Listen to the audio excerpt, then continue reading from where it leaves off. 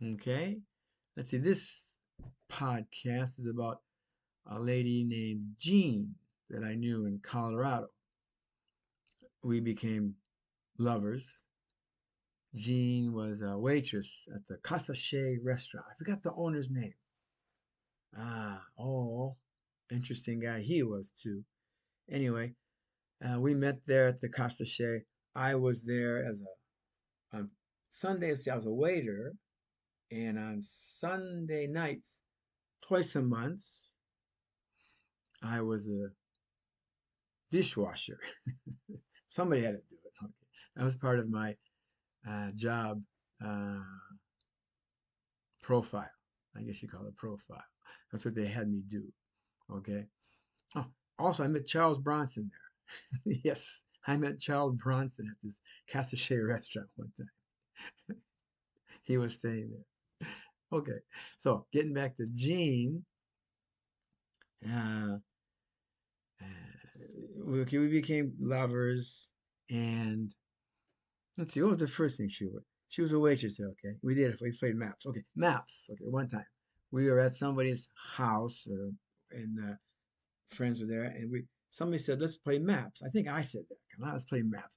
Let's find the cities on maps. They had a map of the United States. It was rather large, about half the size of my table here. It was rather large, with a lot of the city names on it, you know.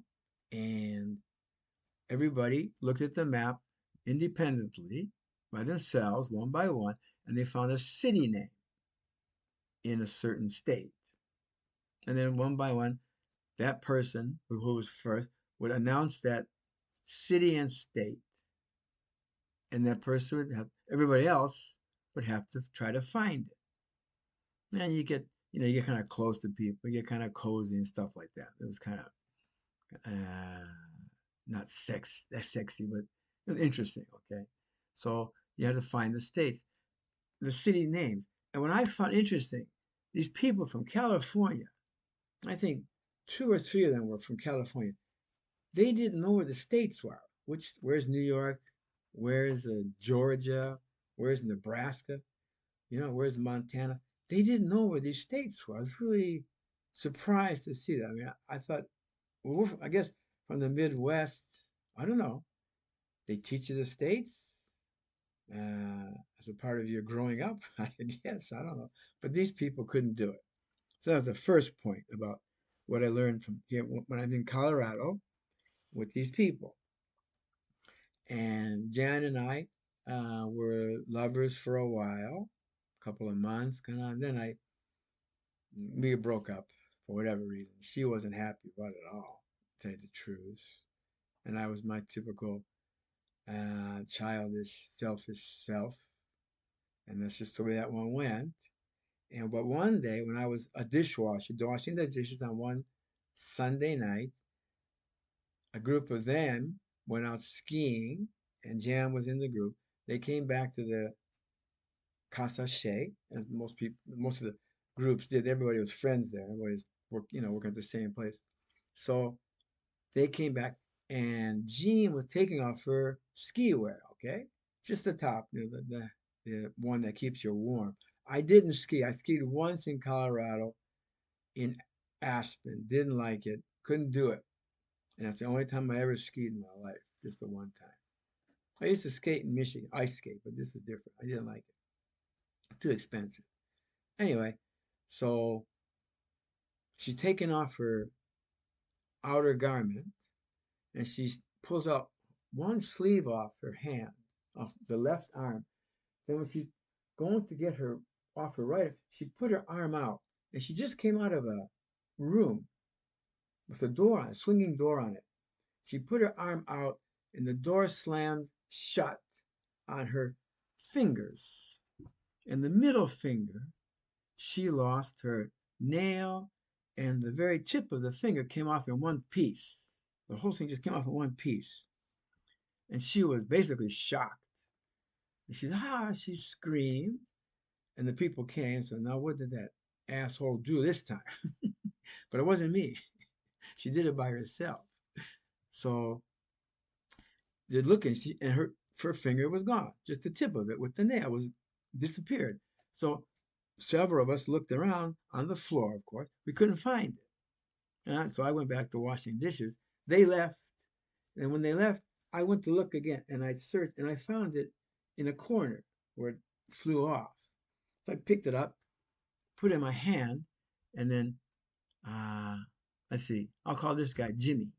He came back in. He was a guy you knew. They're really nice people everywhere I went.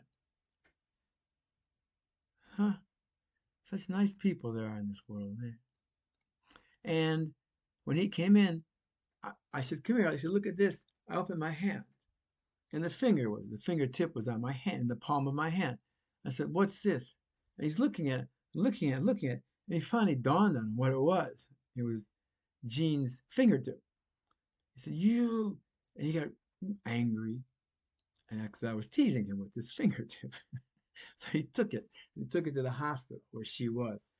And I don't know if she got it sewn back on or they attached it any. I don't know what happened with that. But that was one episode with her. And another episode was after we also broke up. There was a guy who was unhappy with me for doing that. So we were at a bar. It was a dance club, I think. And at this bar, and I don't know if he was a tough guy or he was what he was going to do.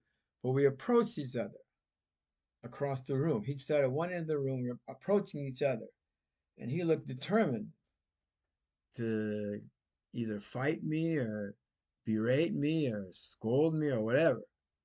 But as soon as we got close enough, as soon as I got close enough, I just hauled off and punched him in the nose. Sucker punch, I guess you would call it. That's what it was, a sucker punch. Just punched him in the nose. The guy collapsed on the floor. And the people come running around. And my buddy John says, "Get out of here, get out of here." So he took me away. It was just a terrible thing, dastardly thing to do, but I did it. And because I wasn't going to get punched first. And that was kind of my style, I guess, hit and run, a cowardly thing to do, which was, again, the way I was back then. Okay. So that's and one other point about this story is the guy, Jimmy, who was the guy I showed the fingernail to, when John and I were going to Maui, on the way to Maui from Colorado, we flew to California, and we even went to. He didn't go down there. We went down to San Diego to see the zoo. That was kind of interesting. But we also met this guy Jimmy there.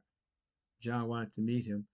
Probably has something to do with business, his John's business, and uh, when we did meet him, he was at his father's house, and his father and he came out of the house, standing side by side, and they looked like identical twins.